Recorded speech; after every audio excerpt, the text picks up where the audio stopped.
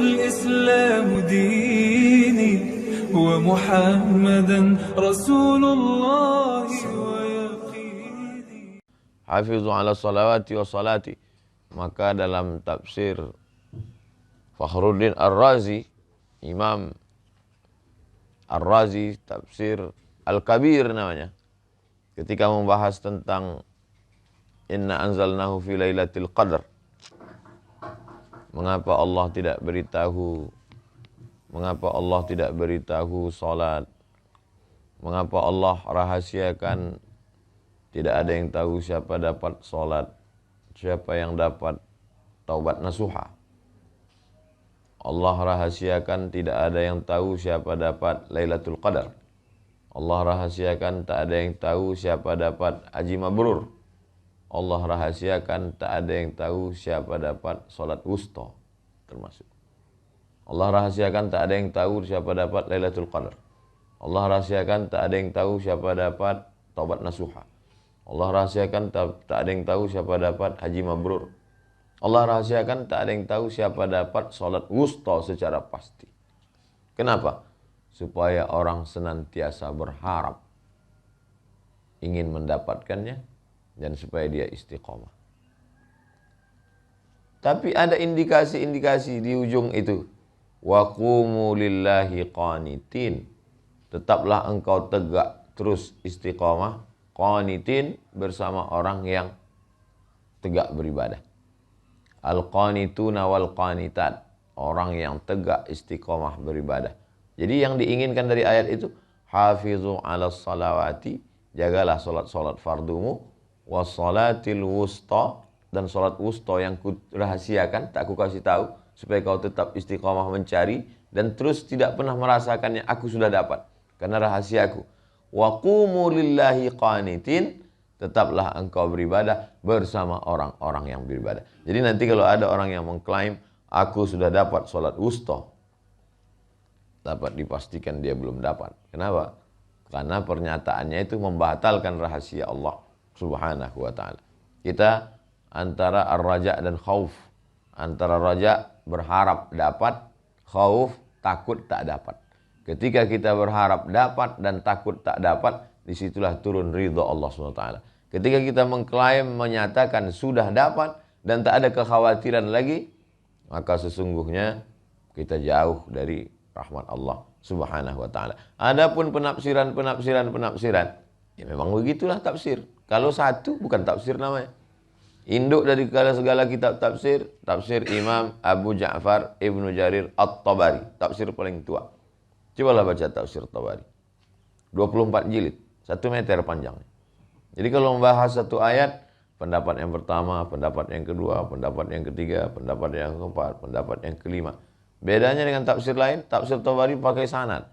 Sudah pendapat yang pertama, bersanad sampai ke Mujahid, ke Imam Ibnu Abbas. Bersanad sampai kepada Imam Ikrimah Ibnu Abbas. Bersanad sampai kepada Imam Ad-Dhahhak kepada Ibnu Abbas. Karena Imam Ibnu Abbas lah yang paling banyak tahu penafsiran. Murid-murid dia ini meriwayatkan. Ad-Dhahhak, Ikrimah, Mujahid, sampai kepada Ibnu Abbas. Murid-murid dia ini sampai kepada Imam Abu Ja'far Ibnu Jarir At-Tabari. Bagaimana kalau ada orang yang menafsirkan bahwa yang dimaksud dengan salat wusta itu adalah salat batin? Ada juga menyebutnya dengan salat daim. Salat yang dimaksudnya di situ adalah zikir. Aqimis salata li zikri. Dirikanlah salat untuk mengingat aku. Aqimis salata, dirikanlah salat li zikri, untuk mengingat aku. Alladzina yadhkurunallaha qiyaman, orang yang tegak berzikir mengingat Allah, wa qu'udan, waktu duduk, wa ala junubihim, waktu berbaring. Itu yang disebut dengan salat batin. Bukan salat batin diam lalu batinnya salat, tegak, ruku, sujud, tegak. Itulah salat batin. Bukan. Yang dimaksud dengan salat batin adalah batinnya tak putus berzikir mengingat Allah Subhanahu wa ta'ala. Bagaimana caranya? Lewat proses latihan. Latihannya itu dalam tarekat Naqsabandiyah namanya suluk. Suluk itu latihan berzikir. Latihannya gimana?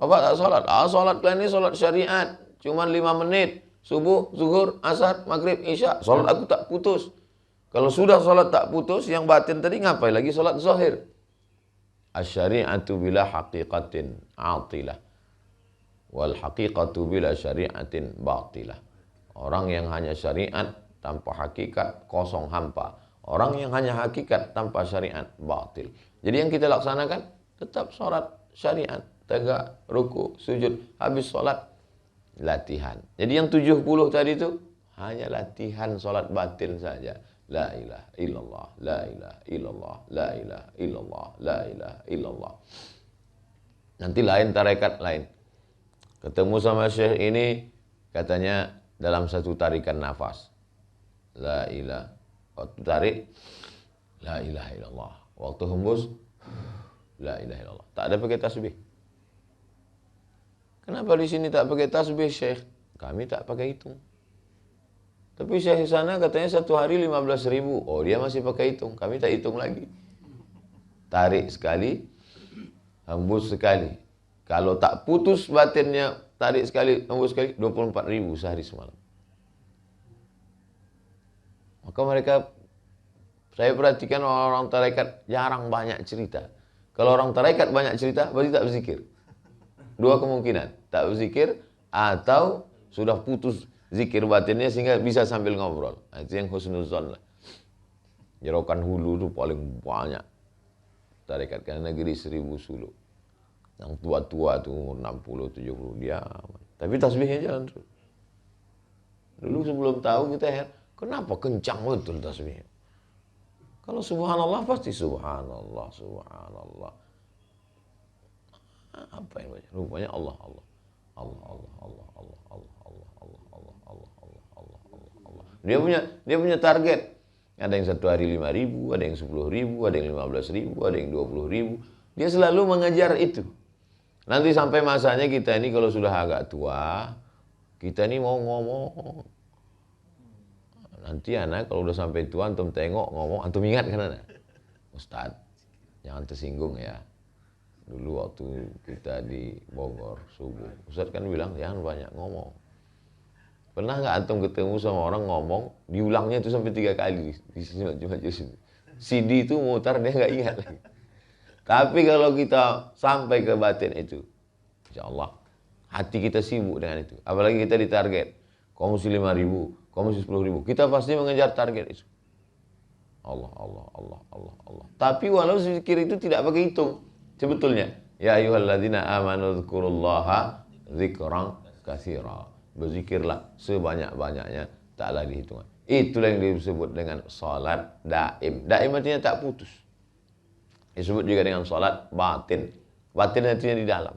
Walaupun dia tegak, walaupun dia jalan, walaupun dia... Cuman kadang hati ini lemah. Sama macam badannya juga mengalami lemah. Untuk menguatkannya, itulah kita zikir beramai-ramai. La ilaha illallah. Kata Syekh Abdul Wahab Asy-Sya'rani, bergetar dari ujung rambut sampai ke ujung kaki, didengar oleh telinga, dilafazkan oleh lisan, ihtazza, bergoncang seperti pokok kayu yang dihembus angin. La ilaha illallah, la ilaha illallah, la ilaha illallah, la ilaha illallah. Untuk menguatkan. Nanti setelah dia jalan pergi kemana, tetap hidup di dalam. Mau zikirnya la ilaha illallah, bagus. Mau zikirnya Allah, Allah, bagus. Tapi kata Habib, sholawat aja. Sholawat itu pun menghidupkan dalamnya. Allahumma salli ala sayyidina Muhammad wa ala ali sayyidina Muhammad. Allahumma salli ala sayyidina Muhammad wa ala ali sayyidina Muhammad. Terserah antum mau pilih mana. Saya tak mempertentangkan antara amalan-amalan ini, karena sesungguhnya semuanya itu tujuannya menghidupkan supaya kolbu batinnya itu tidak kosong, tidak hampa, tidak berhenti.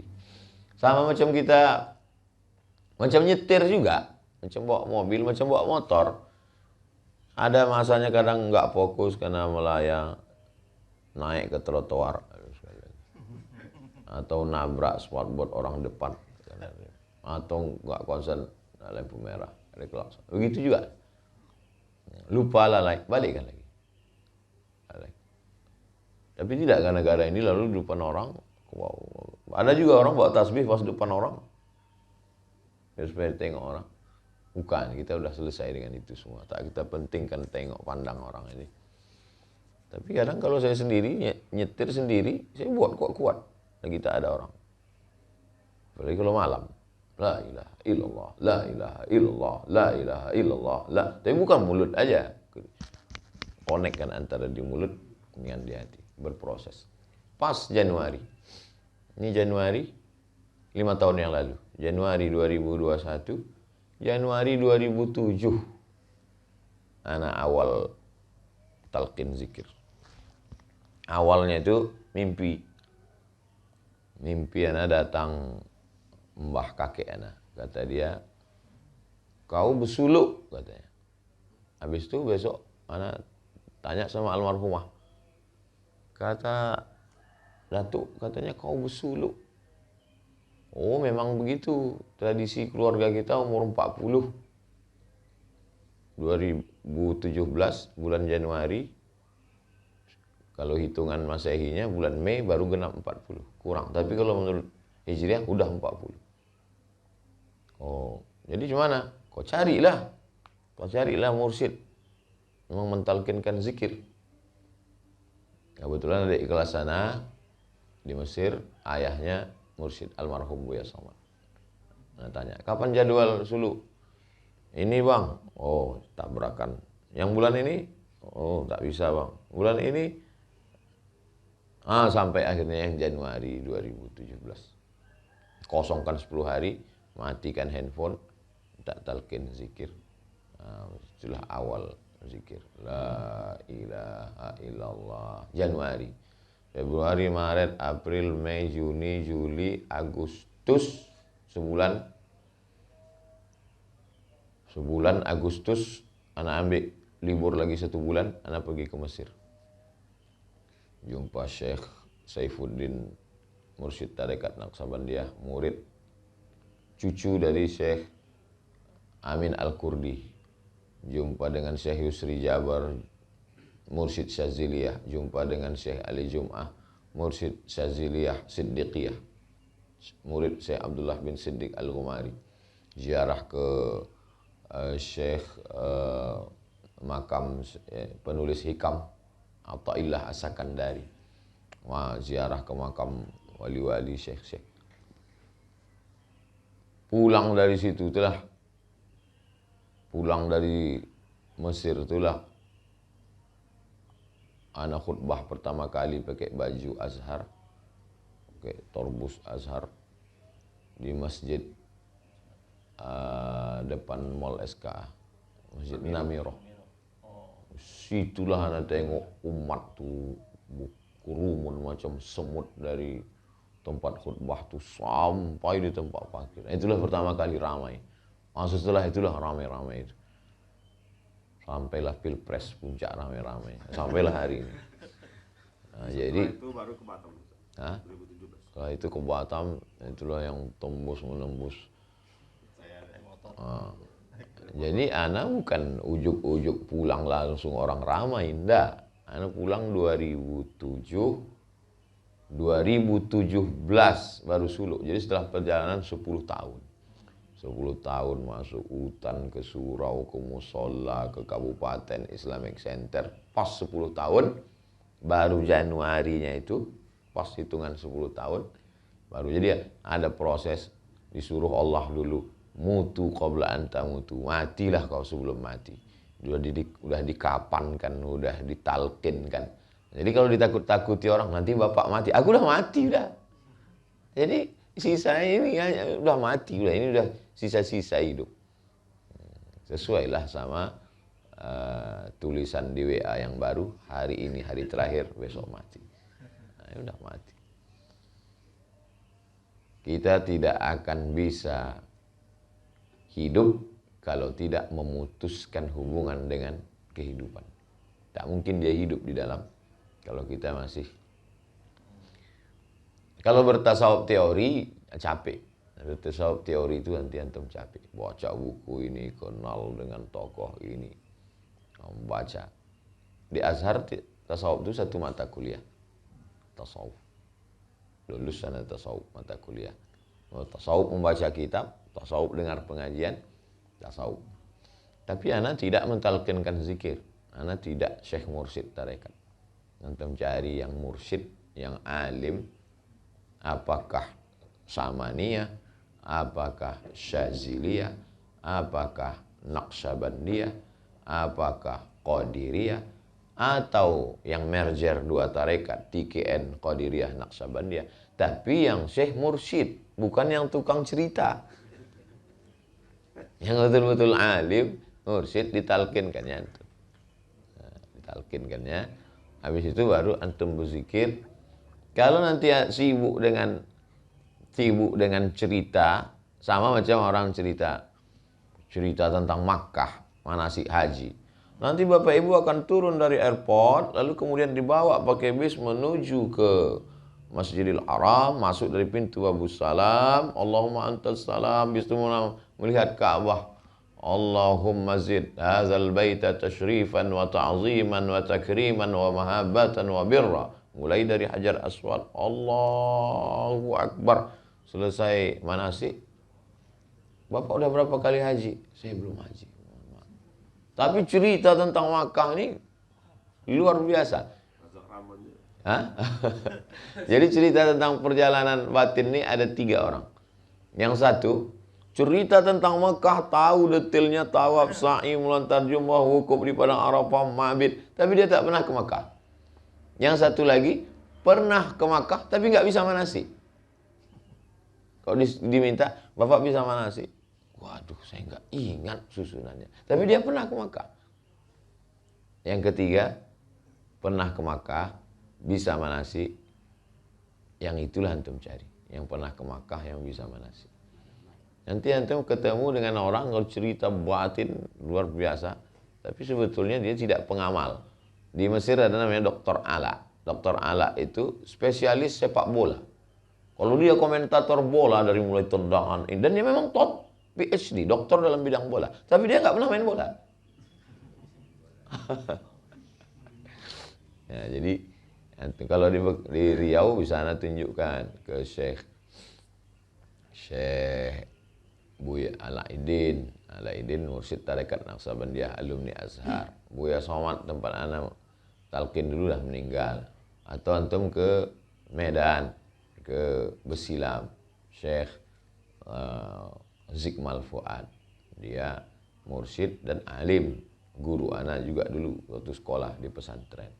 Kalau di Kudus, anak Mbah Arwani, hafiz Quran, mursyid tarekat Naqsyabandiyah, Mbah Arwani Kudus. Mana tahu anak antum tahfiz Quran situ, ketemu sama anaknya, ambil ada orang sekedar ambil minta talqin aja, la ilaha illallah, selesai. Tapi jangan sekedar talqin, ambil suluk, cutikan. Kalau lama 40 hari, 10 hari aja, untuk memasangkan supaya melekat dia di dalam, supaya antum merasakan putus dengan apa ini dalilnya. Nabi bertahanus di Gua Hir, kan diputuskannya itu hubungan 3 tahun berturut-turut, umur 38, umur 39, umur 40. Nabi 3 kali, 38, 39, 40. Pas 40 itu turun Jibril. Tapi jangan nanti suluk 10 hari turun Jibril, langsung jadi Nabi ke-28, Nabi Azhar. Itulah dia sholat. Kalau nanti ada orang menyebut sholat daim kekal nggak putus, atau disebut dengan sholat batin, dia tidak berbunyi, tidak bersuara. Yang berbunyi bersuara itu nanti kalau suara itu hilang, berarti hilang dia. Kita waktu mau mati itu tak berbunyi, tak bersuara. Dan setelah roh keluar dari jasad juga tak bersuara, tak berbunyi. Itulah maka disebut dia dengan batin. Connect dua-duanya, antara zahir dan batin. Jangan karena zikir batin lalu yang zahir ditinggalkan. Nabi sholat tidak lagi subhanallah, subhanallah, subhanallah, subhanallah. Kau tak zikir 3-3 lagi. Nah, itu orang-orang zahir aja tetap. Tapi waktu subhanallah, pas Allahnya itu ke sini tetap. Subhanallah, subhanallah, subhanallah, subhanallah, subhanallah, subhanallah. Alhamdulillah, alhamdulillah, alhamdulillah. Allahu akbar, Allahu akbar, Allahu akbar. Atau nanti pas di sama kiai siapa diajak subhanallah walhamdulillah, tetap connect ke sini. Berawal dia dari sini, sama macam. Makanya Nabi mengumpamakannya macam segumpal. Kata Nabi, idza salahat salahal jasadu kullu. Kalau yang segumpal itu baik, yang lain ikut jadi baik. Kalau yang lain rusak, ikut jadi rusak. Maksudnya berawal dari situ. Nanti baru macam peredaran darah. Sebetulnya Nabi ketika mengatakan jantung itu permisalan, perumpamaan. Dari situ darah itu menyebar ke mata, ke telinga, ke otak, ke tangan, ke kaki. Wah, Bapak ini darahnya macet, nggak sampai ke tangan, semutan, kebas-kebas. Ini nampaknya, mohon maaf, nanti stroke ringan, karena tak sampai ke ujung. Darahnya tak sampai, karena kurang semprotan hembusannya dari jantung. Ujung-ujung kesemutan. Kenapa ujung yang pertama kali kena? Karena darahnya tak sampai ke ujung. Orang sakit-sakit ujung. Kalau dibatinkan, zikirnya tak kuat, sehingga tak sampai ke ujung. Tak sampai ke mata, tak sampai ke telinga. Intinya zikir ini sejalan antara teori dengan praktek. Orang kalau banyak teori, kurang praktek, nanti dia jadi tukang dongeng, cerita. Lebih baik beramal, kurang ngomong. Nah, banyak juga orang model gitu. Tak ada ngomong, tapi sebetulnya dia ahli zikir, sibuk dia dengan zikir batinnya sehingga tak terlalu dipedulikannya lagi. Ya, tapi bukan berarti jadi gila, enggak. Kita tidak gila dengan berzikir itu, enggak. Kita hanya sedang asik dengan, sehingga tak terlalu kita pedulikan lagi cakap orang, komen orang, tak kita mempedulikan penampilan. Tapi kita tetap dengan kewajaran, tetap rapi, tetap bersih. Bukan berarti setelah zikir lalu pakaiannya compang-camping, pas ditanya, kau tak mementing? Aku tak sempat bersisir karena hatiku sibuk berzikir. Nah, kita tetap berzikir. Allahu a'lam bishawab. Masih berkaitan dengan suluk tadi, Ustaz. Tuan Guru sendiri sering mengutip pendapat Ibnu Rus. Saya pernah mendengar pernyataan Ibnu Rus itu suluknya orang-orang itu beda-beda. Ada suluknya ahli sufi, suluknya dengan riyadah. Kalau suluknya ahli ibadah dengan sholat apa gitu. Terus sholat suluknya orang filsafat dengan tafakur. Itu gimana itu? Man salaka, siapa yang lewat, tariqan, jalan. Jalannya kereta api pakai rel. Jalannya sepeda motor ada jalur khusus. Jalannya pejalan kaki ada trotoarnya. Jalannya mobil ada tolnya. Suluknya orang filsafat katanya mikir. Ketika aku berpikir, aku ada. Patung Ibnu Rus di Eropa. Sambil megang buku. Kami tidak mau suluk yang jalan Ustadz Abdul Somad tadi, suluknya orang tasawuf. Di-off-kan akal, lalu kemudian dicari dengan zikir. Suluknya riyadhah. Riyadhah itu tahan makan, tahan minum, tahan lisan, tahan mata, tahan hati, tahan pikiran. Putuskan semua, lalu sibuk dengan zikir. Sedangkan suluknya orang filsafat, enggak mau dia. Dia mau pikir. Ngapain tahan makan, tahan minum? Yang penting mikir. Kenapa begini? Kenapa begini? Kenapa ini ada? Kenapa ini? Selalu bertanya dan dijawab dengan pikiran. Makanya suluknya orang ilmu kalam adalah dengan berdebat. Dalilnya begini. Al-kalamu fi kada, al-kalamu fi kada, al-kalamu fi kada. Maka saking banyaknya al-kalamu disebut dengan ilmu kalam. Ada jalan filsafat, ada jalan ilmu kalam, ada jalan tasawuf. Ustadz pilih yang mana? Saya pilih jalan tasawuf. Kenapa? Karena pikiran ini sama macam mata. Saya hanya bisa menengok yang dibatasi dinding. Di balik dinding sudah tak tahu lagi. Saya hanya bisa memegang, di balik ini sudah saya tak tahu lagi. Akal ini terbatas. Jadi kalau kita paksakan akal ini, buntu dia. Jalan yang saya pilih adalah jalannya tasawuf, yaitu riyadhah. Itulah yang dipilih oleh Al-Ghazali. Al-Ghazali, Imam Hujjatul Islam Abu Hamid Al-Ghazali, menempuh semua jalan. Jalan filsafat udah.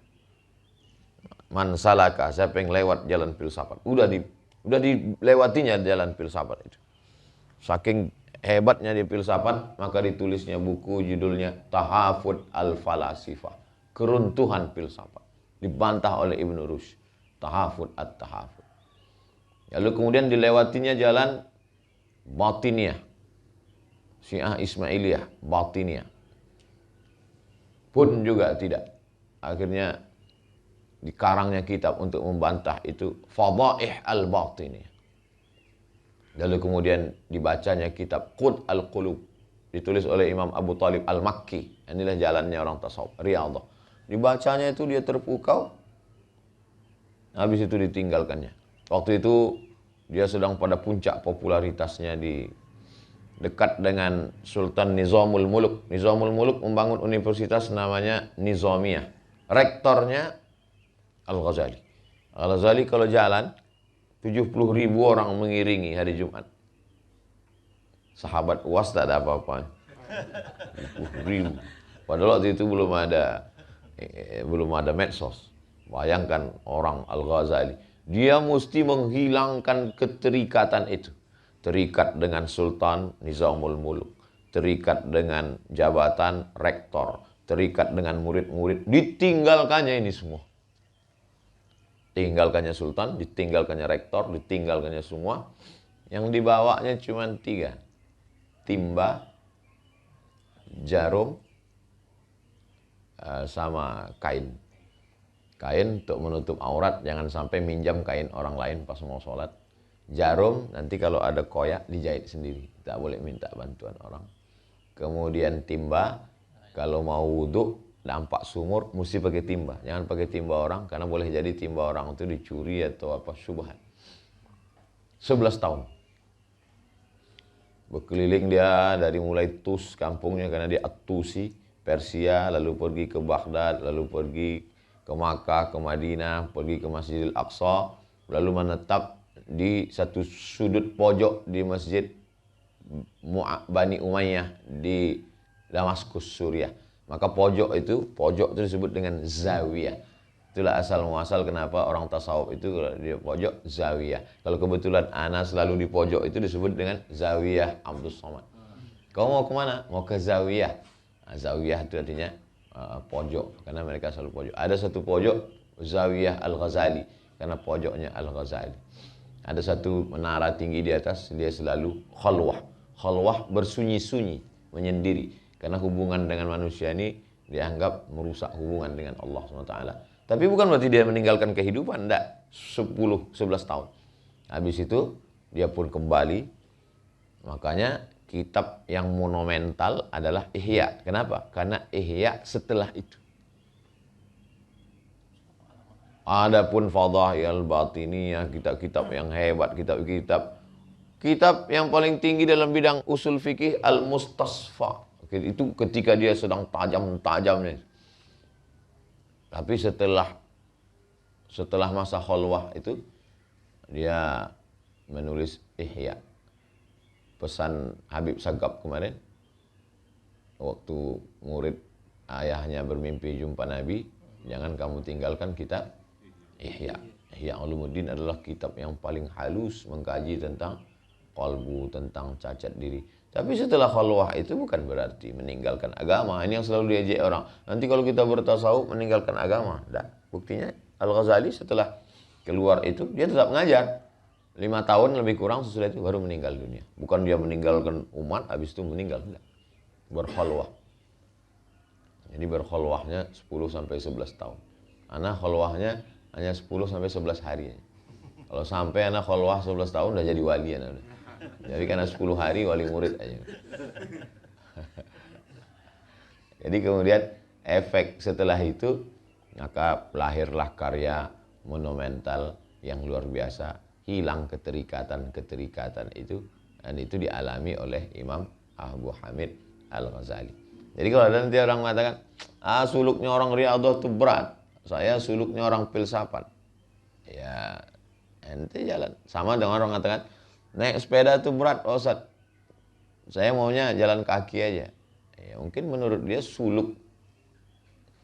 Tapi menurut ana, seperti yang sudah dilewati oleh Abu Talib Al-Makki, Al-Muhasibi, Abu Hamid Al-Ghazali adalah suluk riyadhah, suluk melalui itu. Bedanya, kalau suluk filsafat ilmu kalam itu dia mencari. Kalau suluknya orang tasawuf, dia diberi. Kalau mencari belum tentu dapat. Kalau diberi, pasti dapat. Kalau suluknya orang filsafat, dia hanya melihat indikasi. Dari mana kau tahu Tuhan itu ada? Karena ada langit, ada bumi, ada alam semesta. Tak mungkin benda-benda ini ada tanpa ada yang mengadakannya. Maka sesuatu yang ada ini bisa ada. Karena diadakan oleh sesuatu yang ada, maka dia ada. Mengkaji itu aja udah gila orang dua. Makanya ada yang mengatakan, jangan kaji filsafat, error kau nanti. Kenapa sesuatu yang ada ini bisa ada? Karena tidak mungkin yang sesuatu yang ada diadakan dengan adanya sendiri tanpa diadakan oleh yang maha ada. Pastilah ada dia. Jadi mana kau tahu Ustaz Somad itu tak ada? Ustaz Somad ada karena ada patwal. Karena banyak orang sahabat UAS keliling. Karena jadwal sudah disebar, berarti dia ada. Belum tentu ada, bisa jadi dia batal terbang karena belum dapat PCR. Tapi orang suluknya tasawuf tidak begitu. Dia yakin Allah itu ada karena Allah memberikan tanda kepada dia. Bukan dia mencari. Tapi bukan berarti Allah itu mewujudkan dirinya, akulah Tuhan. Nah, makanya akidahnya mesti kuat. Sifat 20-nya mesti kuat. Mana tahu nanti pas sedang zikir tiba-tiba muncul datang. Akulah Tuhan. Terbantahkan dengan mukhalafatu hawadis. Wujud kidam bakonya. Bukan berarti orang melalui lewat tasawuf lalu meninggalkan ilmu kalam. Tidak. Makanya belajar dulu. Fikihnya matang. Ilmu kalamnya matang. Sifat 20-nya matang. Baru dia riyadhah. Jadi nanti kalau ada macam-macam terjadi dalam perjalanan batinnya itu tereliminasi dengan sendirinya. Akulah Tuhan, kau sudah kuampunkan dosa-dosamu. Pergi kau setan, kata Abdul Qadir Jilani. Kenapa? Syekh Abdul Qadir Jilani juga jalan yang dia tempuh adalah jalan riyadhah. Jalan riyadhah batin, menghilangkan ini segala macam, barulah sampai. Puncaknya ketika Al-Ghazali ditanya, apa yang kau lihat Al-Ghazali? Apa sebetulnya yang kau lihat? Kata Al-Ghazali, nurun yaqdhifullahu fi qalbi abdi. Hanya cahaya yang terpancar dalam hatiku. Itu saja. Oh, lalu setelah itu nanti kita bisa jalan di atas air, bisa terbang. Bukan, itu dukun. Kita tidak jadi dukun. Kita hanya menjadi orang yang diinginkan jadi istiqomah. Menjaga diri dari yang haram, tidak syubhat, menjauhkan diri. Itu saja sebetulnya. Bagaimana kita lebih wara', bagaimana kita lebih takwa, bagaimana kita lebih ridha, bagaimana kita lebih tawakal. Itu sebetulnya yang mau dicari. Bukan setelah itu kita jadi Superman, jadi Wonder Woman, jadi Catwoman. Apalagi itu kan perempuan. Kita tetap seperti biasa. Cuman mungkin kita batin kita lebih tenang, lebih. Dan tingkatan-tingkatan itu kita tak tahu. Tak tahu kita tingkatan orang lain. Jadi setelah itu lalu kita tengok, kita langsung bisa ngelihat batinnya. Oh, ini nampaknya Pak Azhar masih. Enggak. Allah sengaja tutup itu supaya kita tak sibuk memikirkan orang lain. Bahkan banyak orang yang kasyaf itu dia berdoa kepada Allah supaya dihilangkan Allah. Karena kalau dia sibuk dengan kasyaf, dia tahu siapa tamu yang mau datang.